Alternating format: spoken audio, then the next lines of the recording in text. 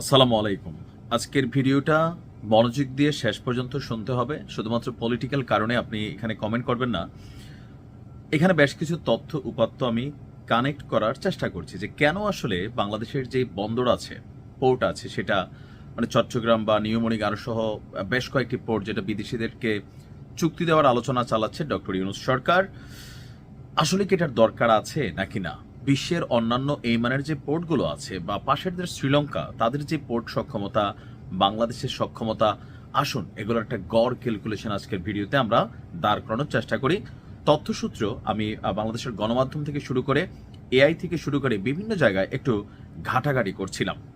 প্রথম দেখি যে আমাদের এই যে চট্টগ্রাম বন্দরটি সারা পৃথিবীতে কতগুলো বন্দর আছে এই টাইপের, আর এখানে আমাদের বাংলাদেশের এই বন্দরটির মান কতটুকু।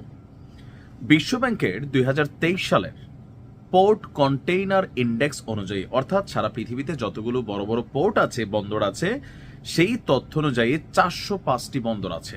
এর মধ্যে আমাদের অবস্থান কত? 337তম। তার মানে খুব বেশি যে আমরা এগিয়ে আছি তা না, অনেক পিছিয়ে আছি।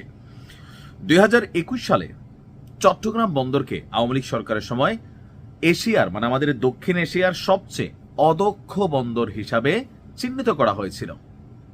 কত সালে? আওয়ামী লীগ সরকারের সময় 2021 সালে।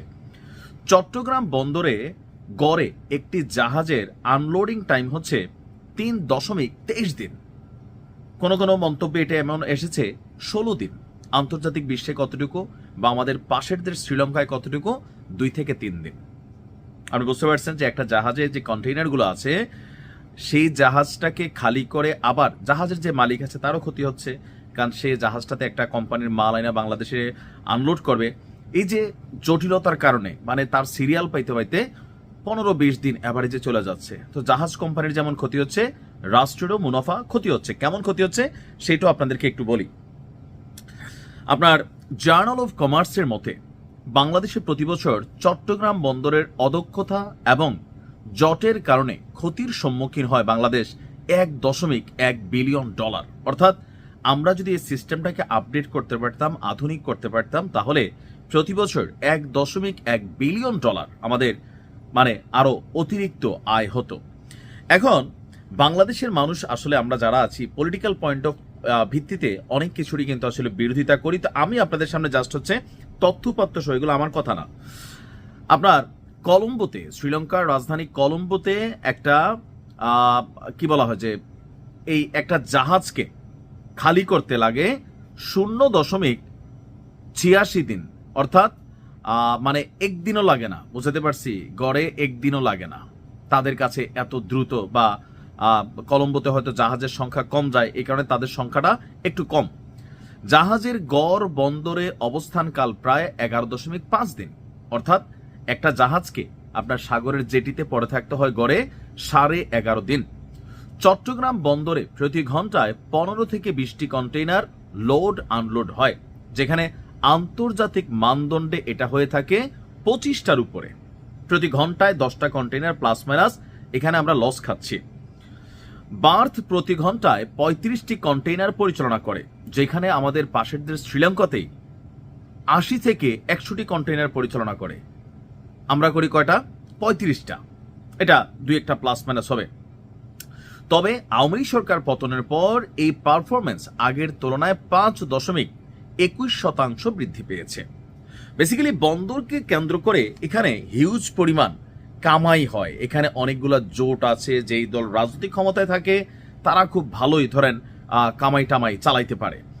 নিউমোনিং যে টার্মিনাল নিয়ে এত কথা, এইটা আসলে চলুন দেখি একটু কি। সাইফ পাওয়ারটেক 2007 সাল থেকে এই টার্মিনালের দায়িত্বে আছে। 2015 সালে তাদের সাথে যোগ হয় আপনার A&J ট্রেডার্স এবং MS চৌধুরী লিমিটেড। 3টি কোম্পানিকে আওয়ামী লীগ সরকারের বিশেষ স্নেহধন্য বলা হয়ে থাকে। এই টার্মিনাল বাংলাদেশের এখন পর্যন্ত সবচেয়ে আধুনিক টার্মিনাল, যেখানে 5টি জেটির জন্য 14টা গ্যান্ট্রি ক্যান আছে। কিন্তু যেই পরিমাণ এখান থেকে প্রফিট হওয়ার কথা রাষ্ট্রের, সেই পরিমাণ হচ্ছে না। নিউমোনিং টার্মিনাল কি তাহলে ভালো চলছে?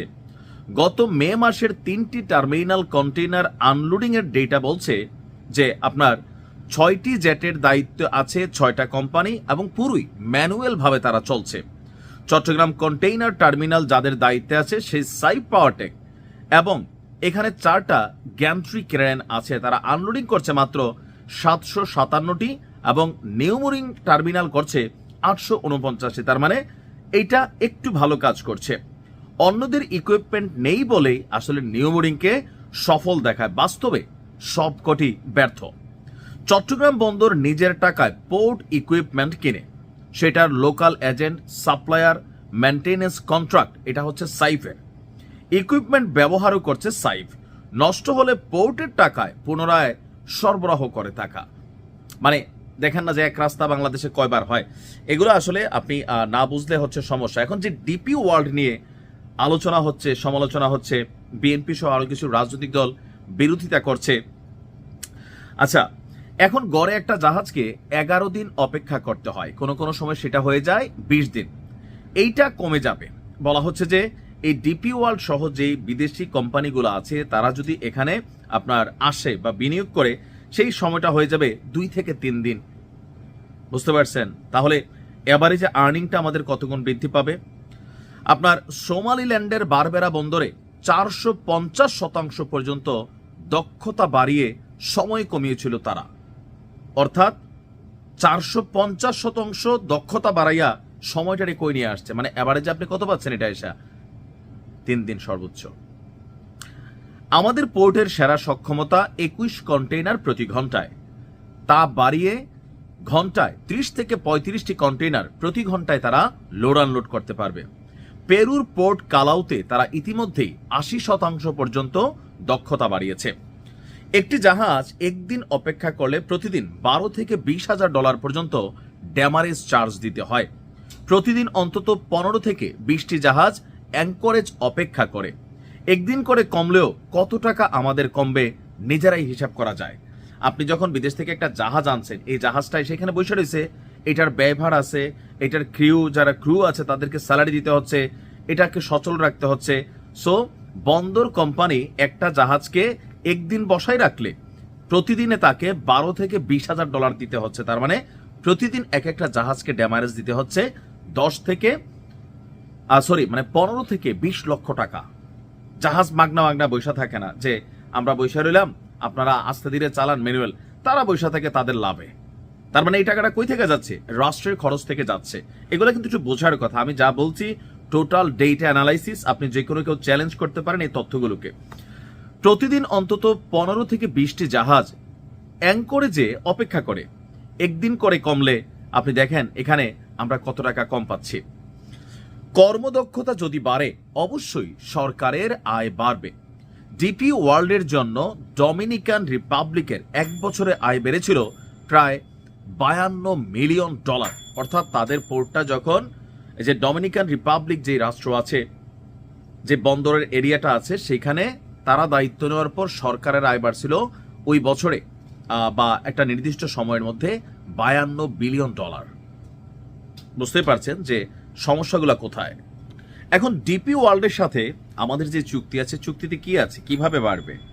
ডিপি ওয়ার্ল্ড তার প্রস্তাবে পুরনো যে ক্র্যানগুলো আছে, এখন বাংলাদেশের যে বিভিন্ন কোম্পানিগুলো চালাচ্ছে, এটা কিন্তু এখনো বাংলাদেশের জন্য লাভজনক, কিন্তু যেটা লাভ হওয়ার কথা 100, এটা হচ্ছে ধরেন 5 অথবা 10, বাকি 90 কোথায় যাচ্ছে? বিভিন্ন সিস্টেমে পকেটে চলে যাচ্ছে। দক্ষতার অদক্ষতা এখানে একটা ফ্যাক্ট হয়ে দাঁড়িয়েছে। সেই কারণে ডিপি ওয়ার্ল্ডের প্রস্তাব হচ্ছে এখন যেই ক্র্যানগুলো আছে এগুলোকে বাদ দিয়ে নতুন এবং আধুনিক ক্র্যান এবং আইটি সিস্টেম তারা নিয়ে আসবে। তারা ফিলিপাইনে টার্মিনাল অপারেটিং সিস্টেম TOS বসিয়েছে, যা কাস্টমসেরও দক্ষতা বাড়িয়েছে। এছাড়া automated gate, real time performance data, KPI analysis করে টার্মিনালকে ডিজিটালাইজেশন করা সম্ভব। অটোমেটেড ডকুমেন্ট হলে কাস্টমসের সাইডে কিছু কাজও কমে যাবে, যা সময় কমাবে এবং ডিক্লেয়ার না করে কোনো জিনিস বেরো করা যাবে না। এই শব্দটা খেয়াল রাখেন যে ডিক্লেয়ার না করে। এখন আমাদের বন্দরগুলো হচ্ছে কি দুর্নীতির আখড়া। চট্টগ্রাম বন্দর এই দেখলাম যে 2025-এ 5,000 কোটি টাকা এখান থেকে প্রফিট হয়েছে, কিন্তু প্রকৃতপক্ষে এই টাকাটা হওয়ার কথা ছিল কত? 70 থেকে 80,000 কোটি বা 1 লক্ষ কোটি হইতে পারত। এখন কেন হচ্ছে না? কারণ এই বন্দরগুলোতে রাজনৈতিক জটিলতা আছে, বিভিন্ন সংগঠন, বিভিন্ন রকম যারা এখানে দায়িত্বরত আছেন, এই যে কাস্টমসের যিনি চেয়ারম্যান আছেন তার বিরুদ্ধে দুর্নীতির অভিযোগ আসছে গত সম্ভবত কয়েক মাস আগে।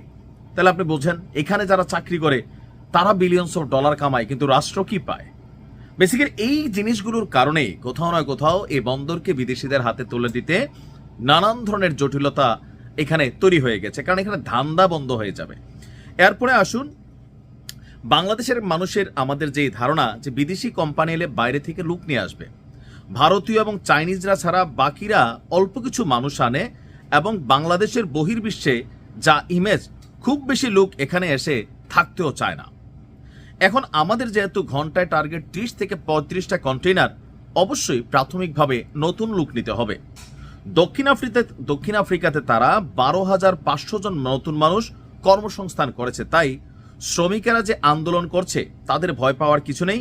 বিদেশি কোম্পানি সাধারণত আগের তুলনায় বেতন বেশি দেবে, তবে সরকারকে চুক্তিতে অবশ্যই শর্ত দেওয়াতে হবে যেন ভারতীয়দের আধিক্য না থাকে। নিজেদের স্বার্থে এখন সব বন্দরকে গ্রিন পোর্টে যেতে হচ্ছে।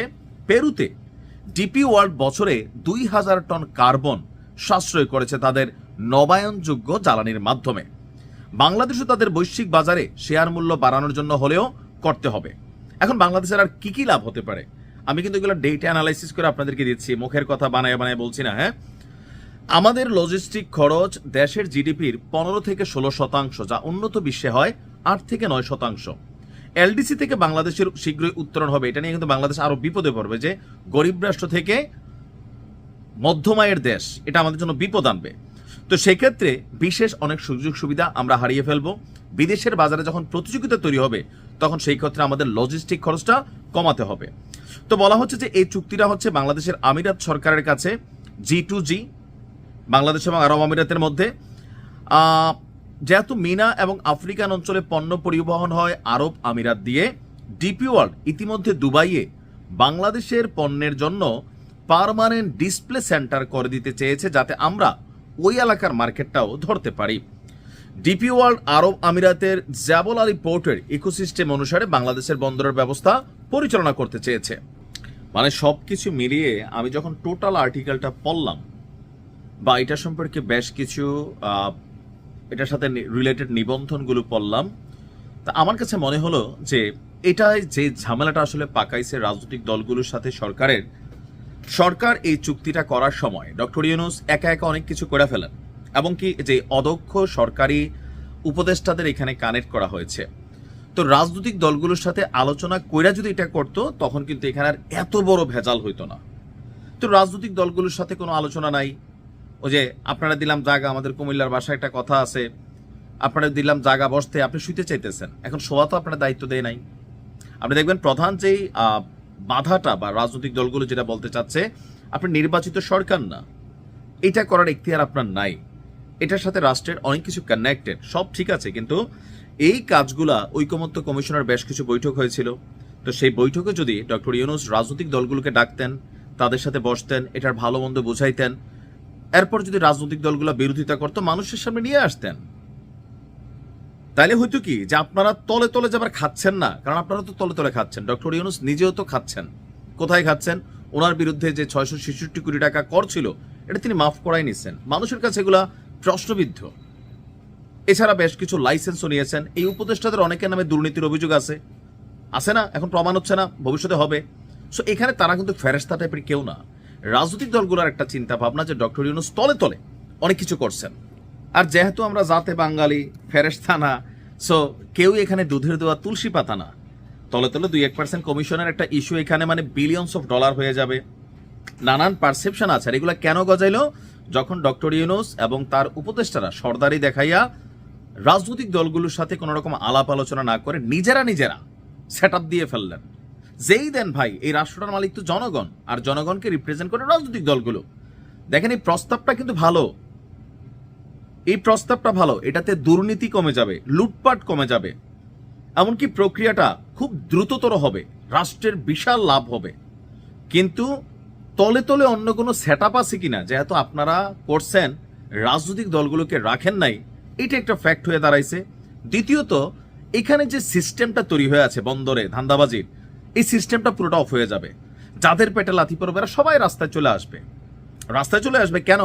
কারণ ভাই চট্টগ্রাম বন্দরে একটু চাকরি করতে পারলে কোটি টাকার মালিক হয়ে গেছে, নেতা হইতে পারলে মানে লক্ষ লক্ষ কোটি টাকা কামাই ফেলছে অনেকে, আছে না যাদের বাড়ি চট্টগ্রাম জানেন। তো এখন এই সিস্টেমটা যখন ডিজিটালাইজেশন হয়ে যাবে, বিদেশিরা তো ধান্দা খাবেও না, আপনার দিবেও না, নিরাপত্তা দিবে রাষ্ট্র। সো তারা কেউ এখানে ধান্দাবাজি করতে দিবে না। যখন একজন মানুষের কন্টেইনার 48 ঘন্টায় আনলোড হয়ে যাবে, সে আপনারা আলাদা কোনো টাকা দিবে না যে ভাই আমার মালটা আগে আনেন, কারণ আমার এখানে পৌঁছা যাওয়া মাল আছে অথবা এটা ডেলিভারি ইস্যু আছে। এইভাবে তো ধান্দাটা চলে, এগুলো সব বন্ধ হয়ে যাবে। তারাও বিরোধিতা করছেন। আর রাজনৈতিক বিরোধিতাটা আমার মনে হয় যে এটা সম্পর্কে সরকার সকলের সাথে খোলামেলা আলোচনা না করা নিজেরা আর এখানে যতগুলো উপদেষ্টা আছে সবার বিরুদ্ধে কিন্তু কম বেশি সমাজে আলোচনা হচ্ছে ধান্দার, প্রমাণিত অপ্রমাণিত, এগুলা ক্ষমতা থেকে সরলে বোঝা যায়। ওই যে দেখেন না শেখ হাসিনার কোন লকারে গিয়ে 832 ভরি স্বর্ণ বের হয়েছে, পরে জানা গেছে পুরো পরিবারের, এরকম অনেক কিছু বের হবে। তো আমার মনে হয় যে সরকারের উচিত সবার সাথে বসে কথা বলে জনগণের সাথে এটার ভালো মন্দ চুক্তিটা প্রকাশ্যে আনা উচিত, যে কি চুক্তি করছেন আপনারা। মুখে মুখে বলতেছেন সরকার চলে যাবে, যার যার মতন উড়াল দিবেন, সবগুলো বিদেশ থেকে নামে আসছেন, টাকা পয়সা বিদেশে কামাইতেও পারেন, আপনাদেরকে মানুষ এত বিশ্বাস করে না। বুঝতে হবে আপনাদের, ফ্যাক্টটা হচ্ছে চুক্তিটা রাষ্ট্রের জন্য ভালো। আমি যতটুকু পড়ছি আর কি, যতটুকু বুঝলাম, এখন এর পিছনে যদি কোনো কালো কিছু থাকে, অন্ধকারে কিছু থাকে, সেটা আমরা দেখছি না। তো এটাকে সমাধান করা উচিত, এটা রাষ্ট্রের জন্য একটা ভালো প্রস্তাব, খারাপ না, ভালোই। আসসালামু আলাইকুম।